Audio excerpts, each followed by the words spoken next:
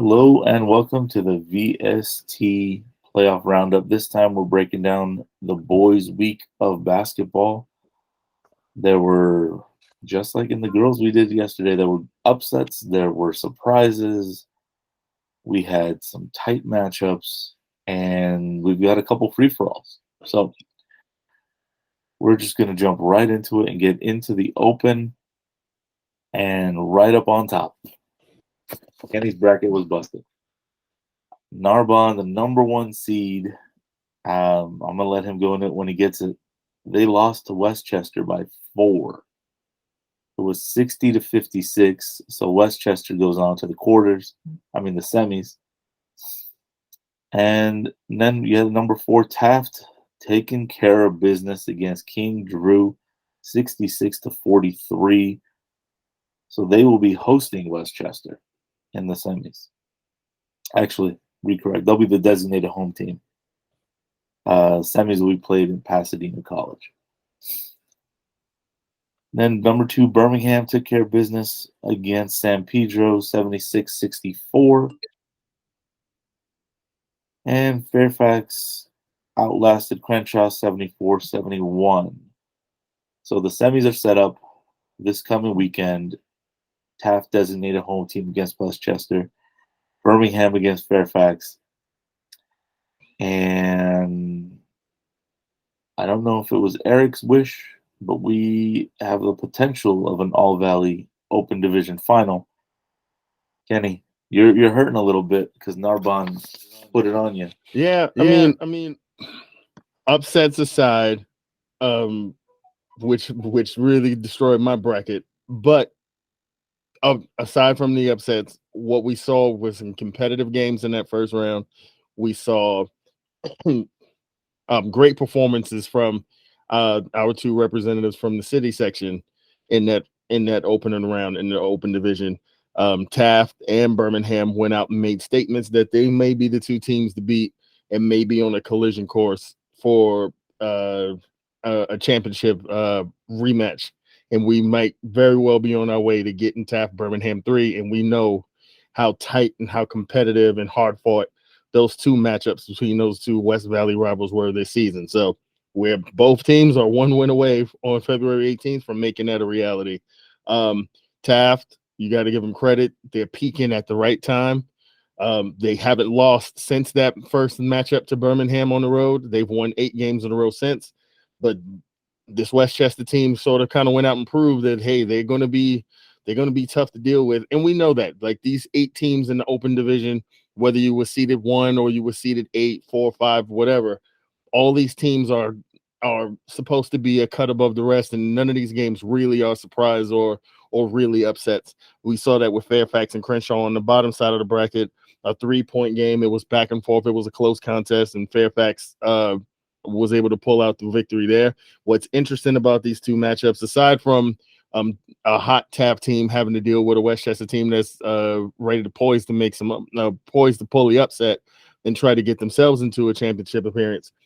That Birmingham Fairfax matchup is actually a rematch from the 2022 Open semis where they played each other last year. Fairfax was able to pull out a 73-66 victory. So the Birmingham team will have that fresh in their mind, so they'll know that this is the team that's capable of beating us. So we should see their best effort there. So hey, and the open division has lived up to his billing that first week with these 4 games. So I'm sure we have 2 exciting games on tap for the semis. Yeah, and it will be definitely. Sorry.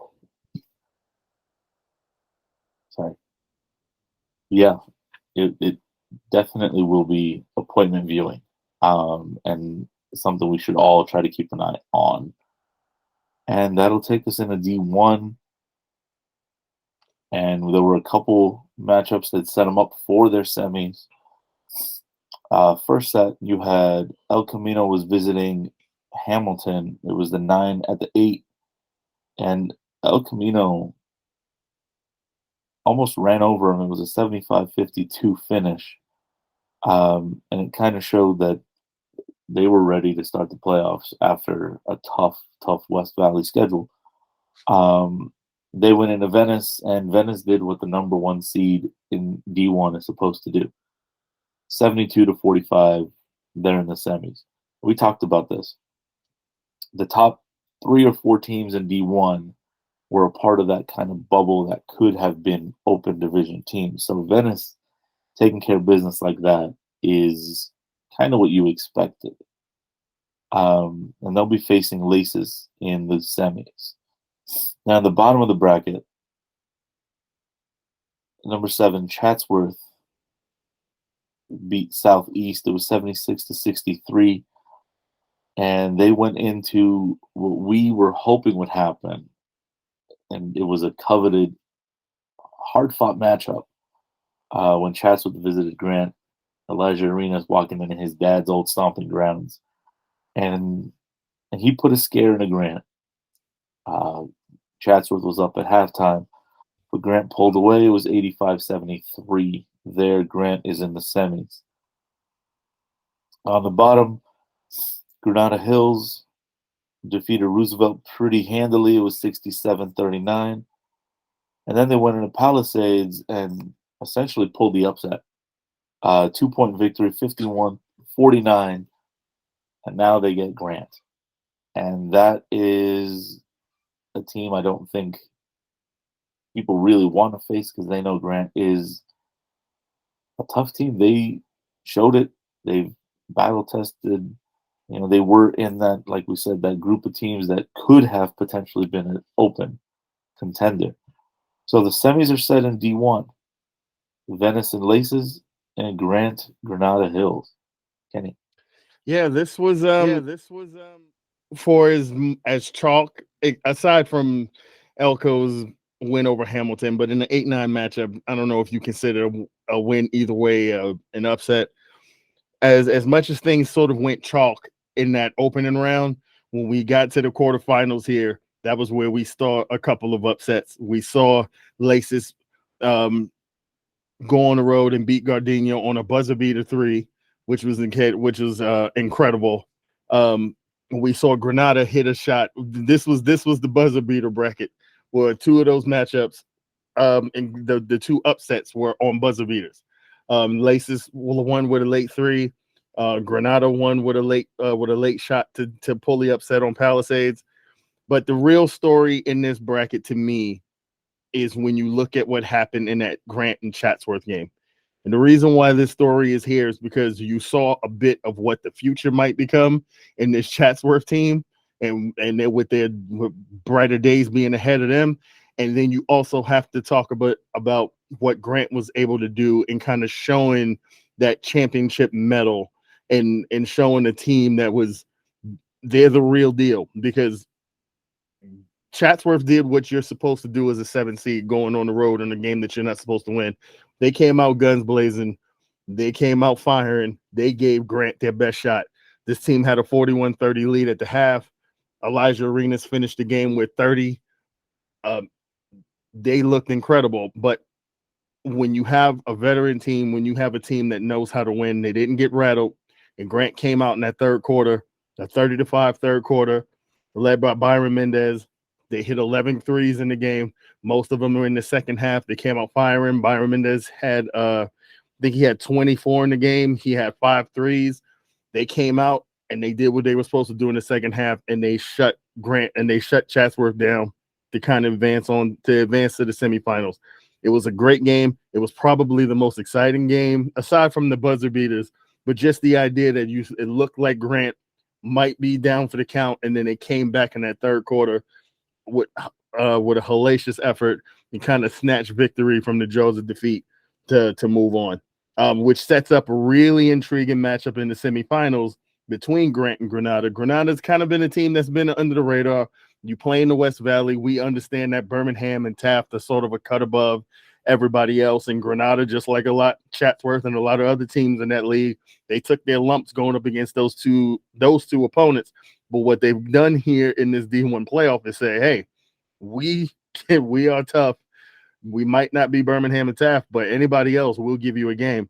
And you saw what they did. They went on the road to Palisades, which is not an easy place to go play. It's not easy to go play in that gym, and they were able to pull out that victory. So We've got an all Valley matchup in the semifinals between Grant and Granada, and hey, it should be fun.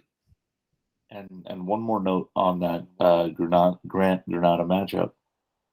Grant lost to Birmingham by 2 in one of the winter tournaments.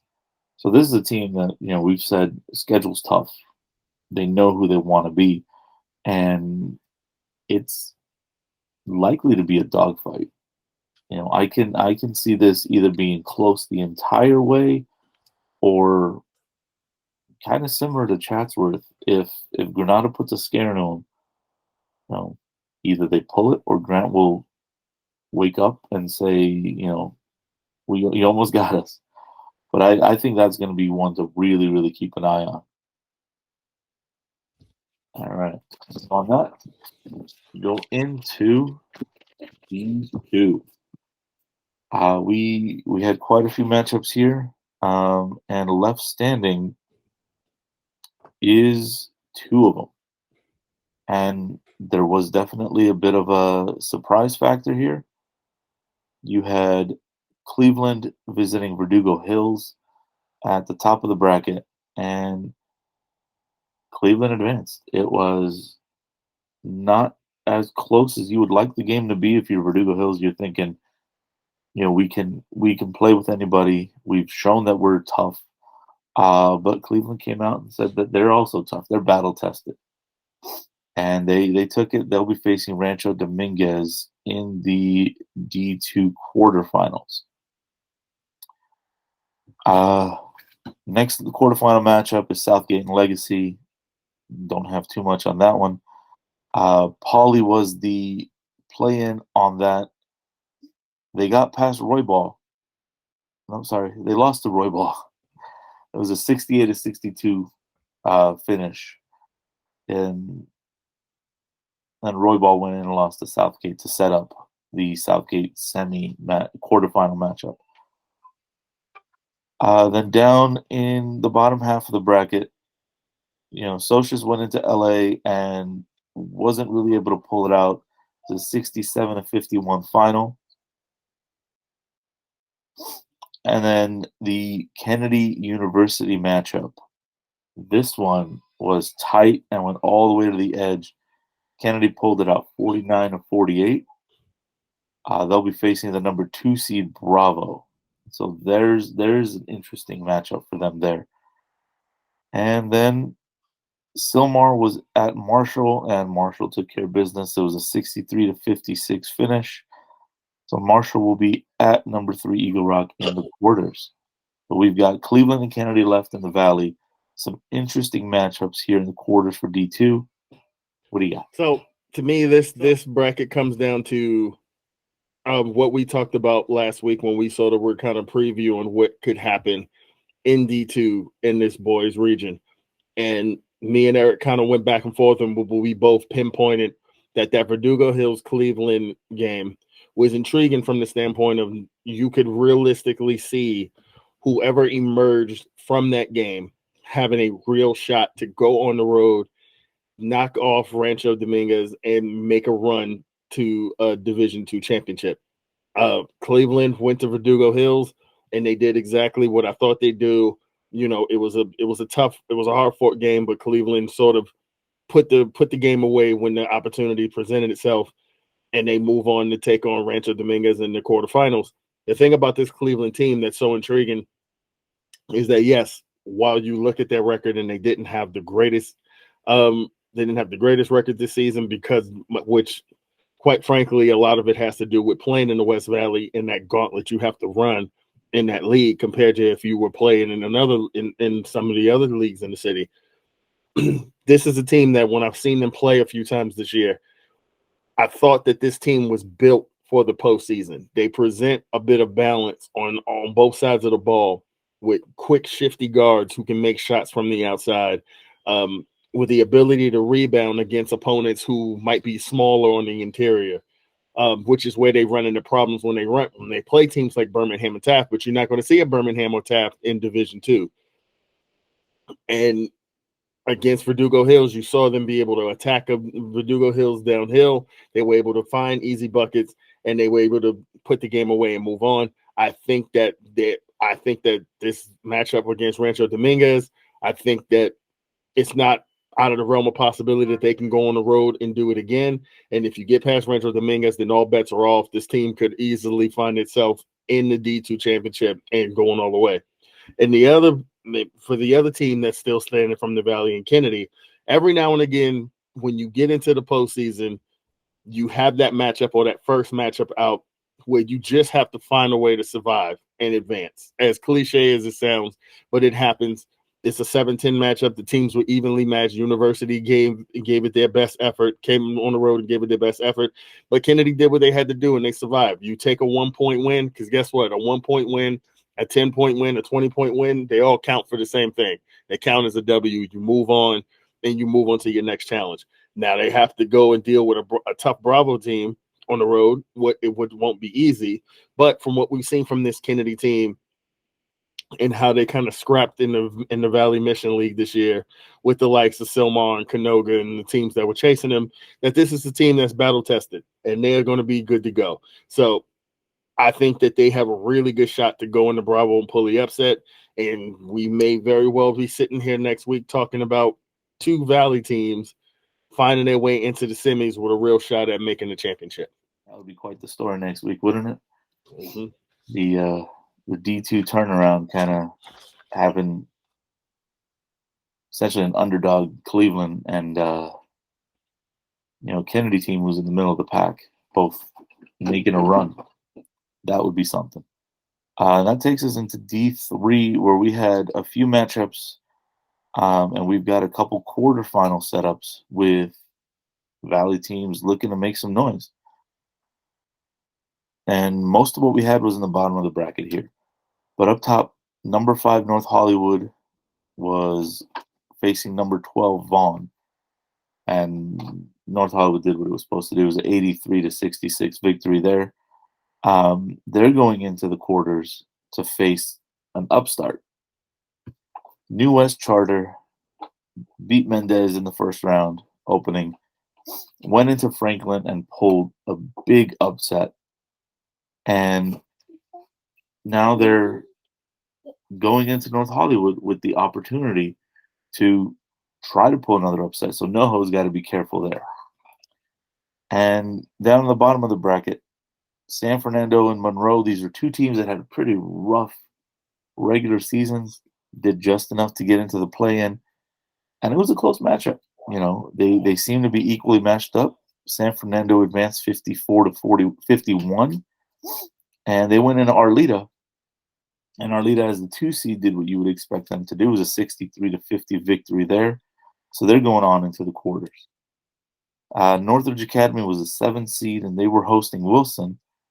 That was a 71-60 victory. So they're going into Arleta, another all-Valley matchup in the quarters. And then in the bottom, you had Chavez in the play-in. They took care of Larchmont, 61-42. And then went into Marquez, and Marquez kind of flipped the script. It was a 64-45 victory there. So Marquez advances to the quarters. Couple interesting matchups there. We're definitely going to have at least one Valley team in the semis based on the bottom of the bracket. But, we got to know North Hollywood's got to be careful. That could be a trap. What do you got? Yeah. North Hollywood did what they had to do against Vaughn. A 17-point win at home. This is exactly what you're expected to do as a 5 seed in the D3 bracket. They handle business against Vaughn, and they move on. Now, what's tricky, this game against New West Charter could be a lot trickier than it appears on paper because in New West Charter, you're dealing with a team that has a lot of momentum and a lot of belief in themselves at the moment. When you come into a playoff bracket as a 13 seed in a playing game, you handle business there, you move on.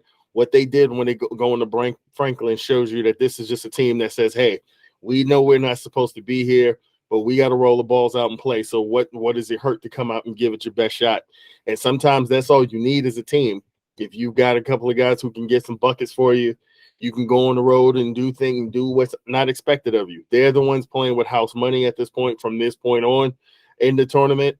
of the teams that are remaining. They're the team that you look at and say they're not supposed to be here, and that makes them even more dangerous in a lot of ways. So NoHo better be ready to get their best shot on 15th when they see him. So it'll be a tough test. I mean, 18-point victory on the road at Franklin is nothing to sneeze at.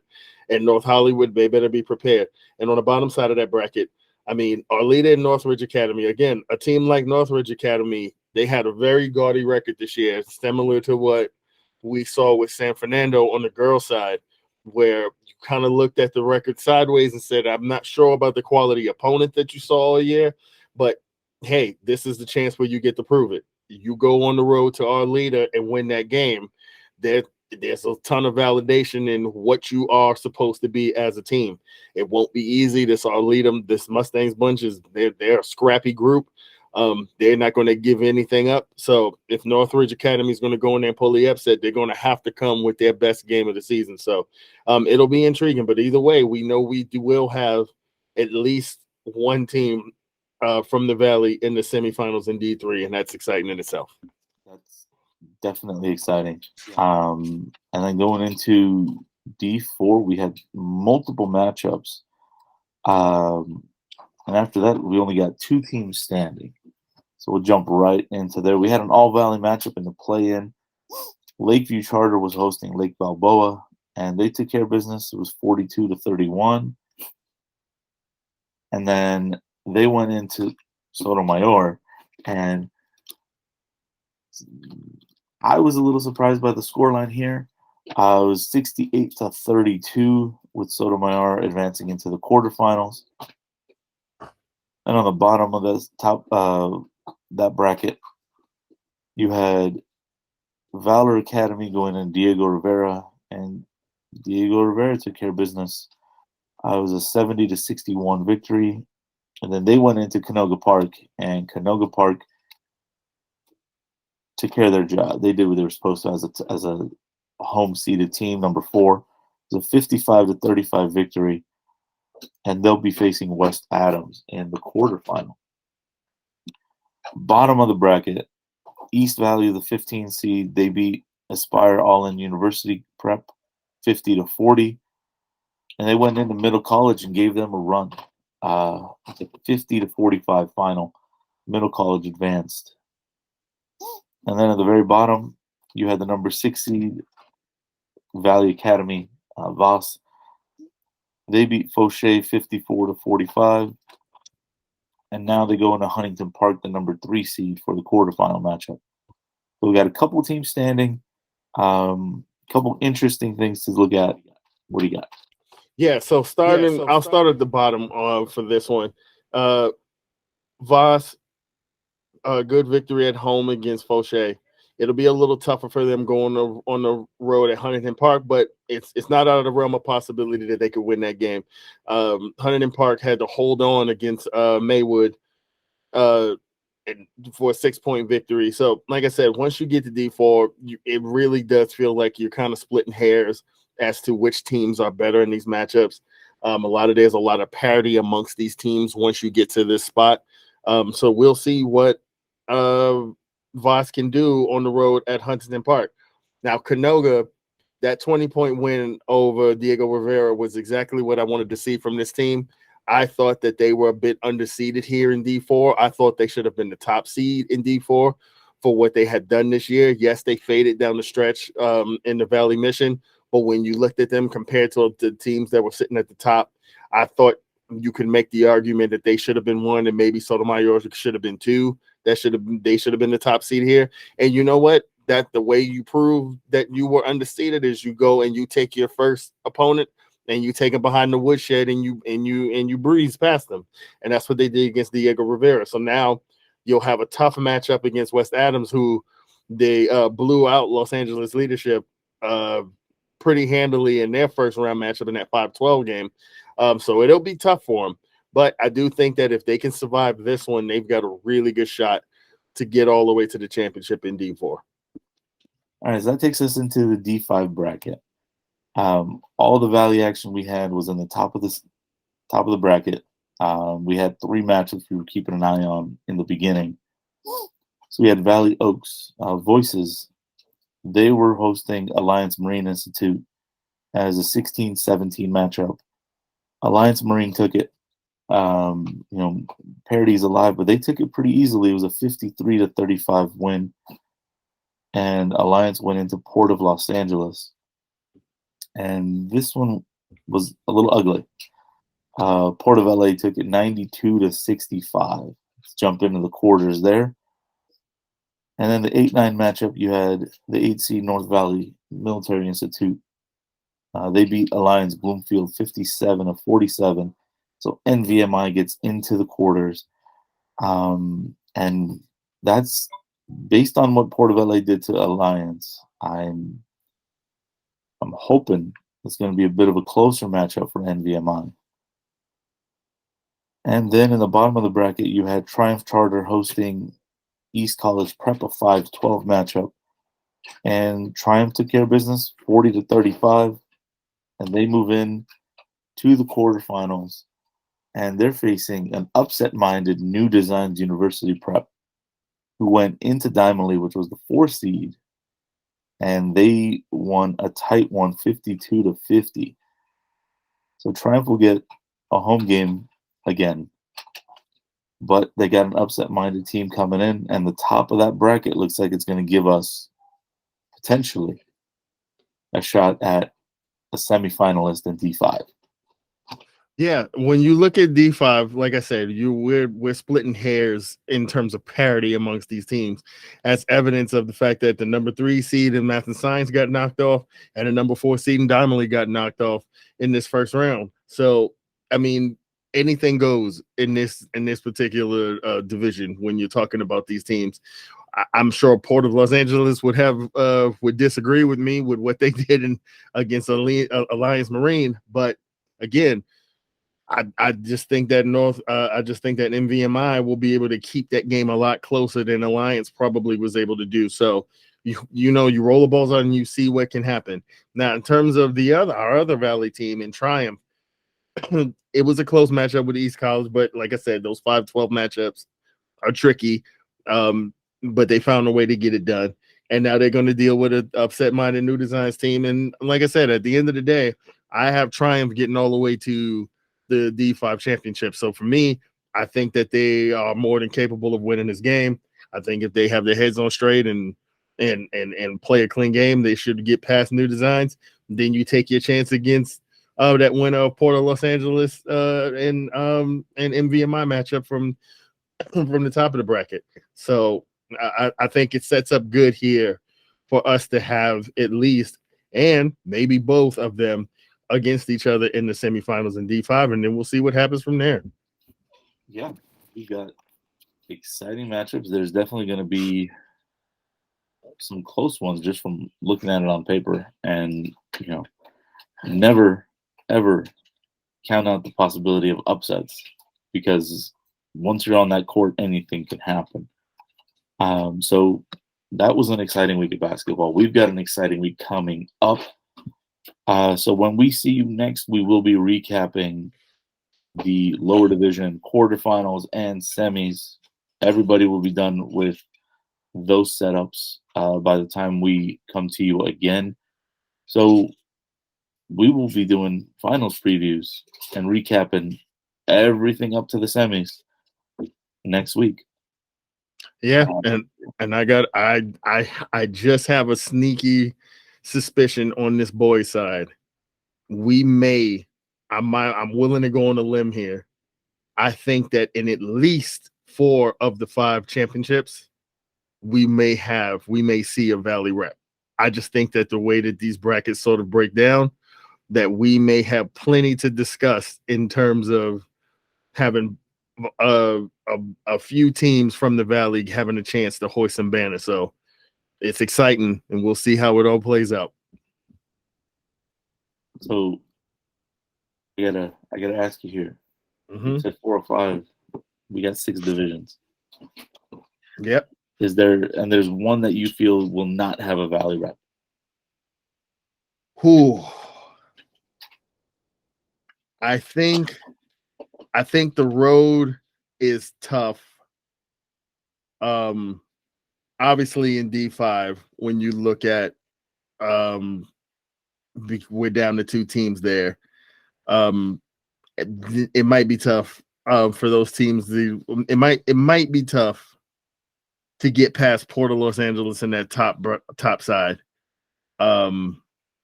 Even though I technically have Triumph doing it, but it's a tough road to go. I mean, I don't know. I don't know. I don't know if I can. I don't know if I can be pinned down to give you exacts, but I feel like I'm playing percentages here. I feel like Eric is going to be proven to be right, definitely and open with his and getting his wish in terms of a potential Birmingham and Taft on that end. I love Grant and D1, and I told you guys when we did that preview last week, whoever won from Verdugo and Cleveland, write their name in the championship in D2. And I'm sticking with that. I picked Cleveland to win that game. I think Cleveland's going into Rancho Dominguez. I think they're going to win that game. I think Cleveland's going to be there. I